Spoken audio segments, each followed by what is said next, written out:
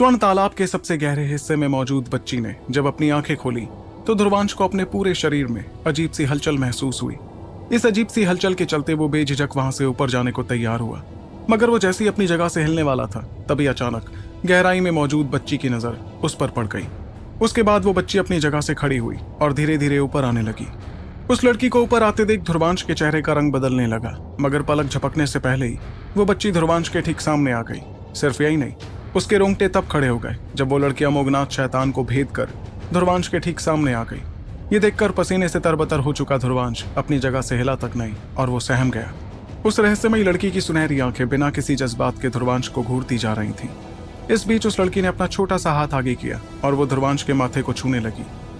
ये देखते ही ध्रुवांश की आंखों का खौफ और भी ज्यादा बढ़ गया और वो हड़बड़ाते हुए पीछे होने लगा। पर तभी उसे समझ आया कि उसके आसपास का आयाम जम चुका था, जिस वजह से वो जरा भी नहीं हिल पाया। इस एहसास के चलते ध्रुवांश घबराहट के साथ सोचने लगा, बाप रे बाप, ये लड़की तो बड़ी खतरनाक है। आखिर इतनी सी उम्र में इसने इतनी ज्यादा ताकत कैसे हासिल की। वो इस बारे में सोच ही रहा था कि उस बच्ची ने उसके माथे पर हाथ रखते हुए कहा, तुम तो बहुत दर्द लग रहे हो। बच्ची को ध्रुवांश का सारा दर्द दिखा। तब ध्रुवांश ने इस चीज को देखकर सोचा, इसका मतलब ये बच्ची दूसरों का दर्द अपने अंदर समा सकती है। ध्रुवांश समझ गया था कि जिस दर्द से होकर वो गुजर रहा था वो दर्द अब उस लड़की के अंदर चला गया था। फिर भी उस बेइंतहा दर्द के बावजूद उस बच्ची के चेहरे पर जरा सी भी हरकत नहीं हुई। वहीं उसका दर्द गायब करने के बाद वो लड़की गौर से अमोघनाथ शैतान की तरफ देखने लगी। उसकी आंखों में सुनहरी चमक दिख रही थी, जैसे वो उस शैतान को पहचानना चाह रही हो। एक पल बाद उसने कुछ समझकर हैरानी भरी आवाज में कहा, यह अमोघनाथ शैतान सूर्य ऊर्जामर शरीर से तैयार हुआ है। मगर उसका वो सवाल सुनते ही ध्रुवांश का मुंह हैरानी में खुल गया, क्योंकि वो यकीन ही नहीं कर पा रहा था कि इस छोटी सी बच्ची ने इतनी जल्दी पता लगा लिया था। इस हैरानी में एक पल चुप रहने के बाद ध्रुवांश ने हड़बड़ाते हुए उससे पूछा, लेकिन तुमने इतनी जल्दी पता कैसे लगा लिया, और तुम्हें सूर्य ऊर्जा अमर शरीर के बारे में पता कैसे है। उस लड़की ने तो जैसे ध्रुवांश के सवाल पर ध्यान ही नहीं दिया, बल्कि उसने तो धीरे से अपना हाथ ऊपर उठाया। उसके ऐसा करते ही ध्रुवांश को अचानक अपने शरीर के अंदर एक अजीब सी हलचल महसूस होने लगी, जैसे कोई अनजान शक्ति उसके शरीर के रहस्यों का पता लगाने की कोशिश कर रही थी। यह महसूस करते ही ध्रुवांश के चेहरे पर नाराजगी दिखी, क्योंकि वो बच्ची बिना इजाजत के ध्रुवांश के रहस्य पता लगाना चाह रही थी। इस नाराजगी के चलते उसने तुरंत अपनी काली बिजलियों का धमाका किया, जिससे आसपास के आयाम में हलचल हुई और वो बचकर पीछे जाने में कामयाब हो गया। मगर वो अपनी जगह से जैसे ही पीछे गया तो वो बच्ची भी उसके ठीक सामने आ गई, जैसे वो ध्रुवांश को बचकर जाने देना ही नहीं चाहती थी। तब ध्रुवांश ने अपने हाथों की सील बदलते हुए अपने शरीर में मौजूद रहस्यमयी कमल में से ढेर सारी रोशनी निकालनी शुरू की, जिसके साथ ही वो उस बच्ची की शक्तियों को रोकने लगा। मगर उस लड़की ने उस रोशनी को भी गायब करते हुए आखिरकार ध्रुवांश का वो रहस्य देख ही लिया, जो वो लगभग सभी से छुपाता जा रहा था। ये रहस्य था उस कमल का, जिसकी पंखुड़ियां फिलहाल खुल चुकी थीं। इस बीच ध्रुवांश की आंखों में खौफ नजर आने लगा था और उसने देखा कि रहस्यमयी कमल का पता लगाते ही उस लड़की के चेहरे पर खुशी दिखाई देने लगी। उस मुस्कुराहट से ऐसा लग रहा था मानो उसने कुछ ऐसा देख लिया हो जिससे वो प्यार करती थी। इतने में उस रहस्यमयी कमल से निकलती रोशनी धीरे धीरे ध्रुवांश के शरीर से बाहर आकर उस बच्ची के शरीर में जाने लगी। इस दौरान उसने महसूस किया कि उसका अमोघनाथ शैतान स्वर्णिम शैतान बनने में कामयाब हो गया था। फिर भी उसकी ताकत इतनी नहीं थी कि वो उस छोटी बच्ची का कुछ बिगाड़ पाता। तब ध्रुवांश ने तुरंत अपने हाथों की सील बदलते हुए कमल से निकलती रोशनी को वापस अपने शरीर के अंदर किया, जिसे देखते ही उस लड़की ने हैरानी के साथ ध्रुवांश की तरफ देखा। वहीं ध्रुवांश ने थोड़ी घबराहट के साथ कहा, माफ करना, मुझे अब जाना होगा। इतना कहकर वो वहां से जाने की कोशिश करने लगा, पर वो लड़की तो अपना सर हिलाते हुए उसके पास आने लगी। उस लड़की के पास आते ही ध्रुवांश को एक बार फिर अपने रहस्यमयी कमल में अजीबोगरीब हलचल महसूस होने लगी, जिसे महसूस करते हुए ध्रुवांश ने उससे पूछा, तुम कौन हो और तुम्हारा नाम क्या है। उसका सवाल सुनकर वो बच्ची कुछ देर तक तो ध्रुवांश को ही देखती रही, जिसके बाद उसने कहा, मेरा नाम कमली। वो नाम सुनते ही ध्रुवांश को कुछ समझ नहीं आया। इस वक्त वो सोच रहा था कि आखिर इस छोटी सी बच्ची के शरीर से ऐसी खतरनाक शक्ति क्यों महसूस हो रही थी, जो नक्काश दल के तीनों बादशाहों के शरीर से भी महसूस नहीं होती थी। इतना ही नहीं, उस लड़की का रहस्यमयी कमल से कुछ तो रिश्ता था, वरना वो कमल इस तरह बर्ताव नहीं करता। ध्रुवांश ने कुछ पल झिझकने के बाद तालाब से बाहर जाना शुरू कर दिया और इस बार वो बच्ची उसके पीछे नहीं आई। दूसरी तरफ तालाब के बाहर तो तीनों बुजुर्ग बादशाहों के चेहरों पर काफी ज्यादा हैरानी दिख रही थी। वो समझ गए थे कि चारों लड़ाकों में से कोई एक तो स्वर्णिम शैतान तैयार करने में कामयाब हो गया था। इतने में नींद बादशाह ने मुस्कुराते हुए कहा, चीजें अब काफी दिलचस्प हो रही हैं। वहीं उनके बगल में बैठे गिद्ध बादशाह और आवाम बादशाह तो हैरानी में एक दूसरे की तरफ देखते ही रह गए। इतने सालों में ये पहली बार था जब कोई योद्धा अपने अमोघनाथ शैतान को स्वर्णिम शैतान बनाने में कामयाब हुआ था। तभी नींद बादशाह ने अपनी बात आगे कही, वक्त हो गया है तालाब बंद करने का। ये लोग ऊपर आते ही होंगे, हमें तब पता चल जाएगा कि वो कौन है जो ऐसा करने में कामयाब हुआ है।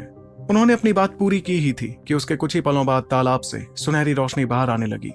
इस रोशनी में वहां मौजूद हर किसी को 3 बहुत बड़े शरीर बाहर आते हुए दिखाई दिए। ये बड़े शरीर असल में 3 योद्धाओं के अमोघनाथ शैतान थे जो बाहर आते जा रहे थे। इन तीनों अमोघनाथ शैतानों को देखकर लोगों के चेहरों पर हल्की मायूसी दिखी। ऐसा इसलिए क्योंकि वो स्वर्णिम शैतान नहीं थे।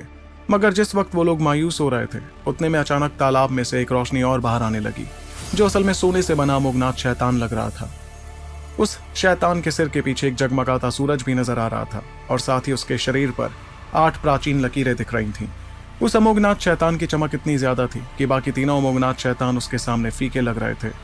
तभी उन तीनों अमोघनाथ शैतानों में से 3 योद्धा बाहर आने लगे, जो थे सुकांत, जोहराब और विकी। उनकी नजर भी ध्रुवांश के अमोघनाथ शैतान पर थी, जिसे देखते ही उनके चेहरों पर बेइंतहा हैरानी नजर आने लगी। किसी ने भी नहीं सोचा था कि ध्रुवांश ऐसा कुछ करने में कामयाब रहेगा। इस बीच अमर पक्षी गुट में खड़े लोगों में रीजा और लीजा ने बेइंतहा खुशी के साथ कहा, दीदी, स्वर्ण तालाब का सबसे ज्यादा खास खजाना तो ध्रुवांश को मिल गया। उसका अमोघनाथ शैतान स्वर्णिम शैतान बन गया। पक्षिका की आंखों में भी इस बात की थोड़ी खुशी तो दिखाई दे रही थी। वो जानती थी कि ध्रुवांश के ऐसा करने से अमर पक्षी गुट को भी कितना फायदा मिलने वाला था। अब से कोई ये कहने की हिम्मत नहीं करता कि अमर पक्षी गुट के योद्धा मामूली थे। रही बात बाकी सभी वजीरों की, तो वो भी इस नतीजे से काफी ज्यादा हैरान थे। सिर्फ रक्तबाज वजीर ही था जो नतीजे से बेहद नाराज दिख रहा था। इतने में नींद बादशाह ने नजारा देखकर कहा, तो स्वर्णिम शैतान इस लड़के ने ही हासिल किया।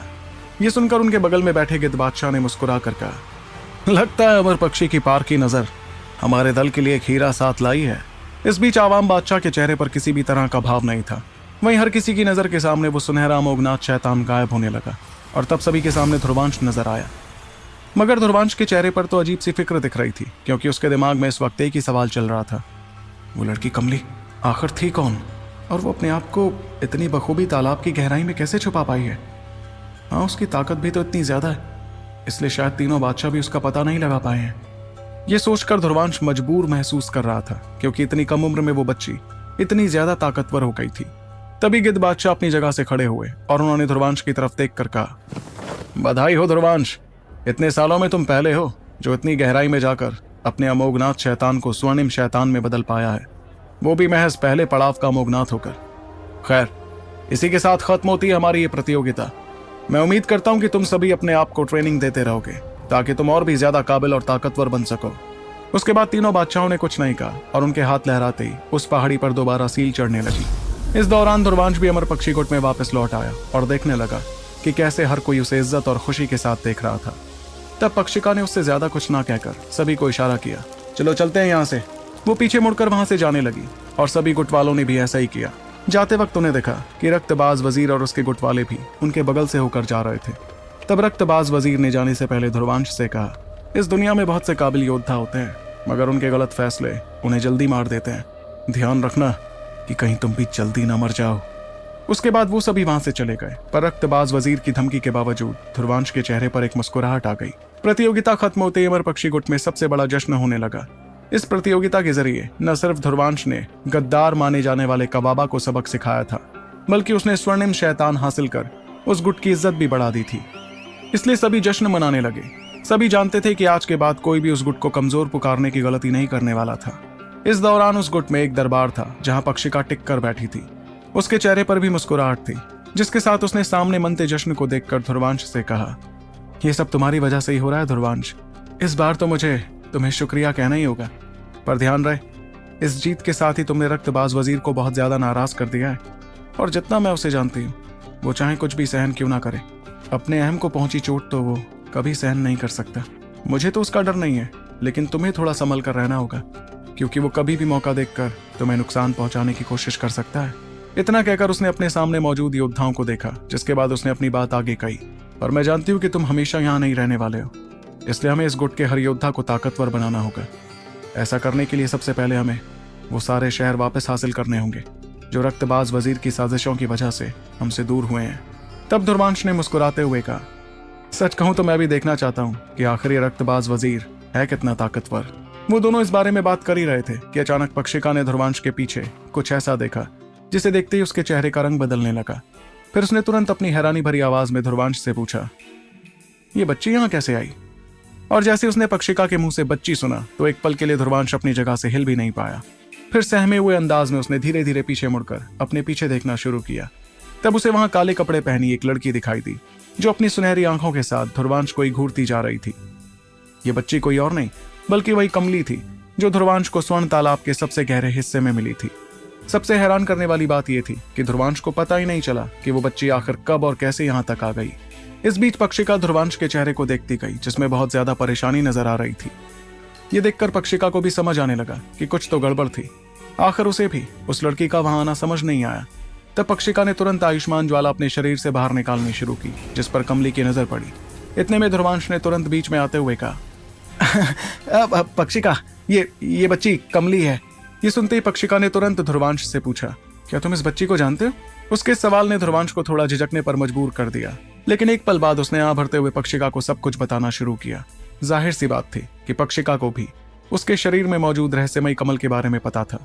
वहीं ध्रुवांश की बातें सुनते वक्त पक्षिका की आंखें बड़ी होती जा रही थीं और वो हैरत भरी निगाहों के साथ कमली को देखती रही।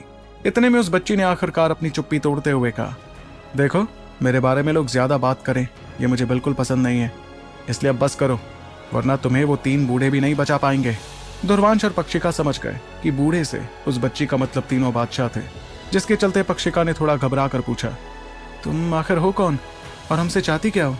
मगर कमली ने तो हल्की मुस्कुराहट के साथ उसे जवाब दिया, घबराओ मत, अगर मैं कुछ गलत चाहती तो अब तक कर चुकी होती और तुम लोग मुझे रोक नहीं पाते। तो आखिर कौन है रहस्यमयी बच्ची और वो क्या चाहती है? कहीं ध्रुवांश के लिए बच्ची कोई नई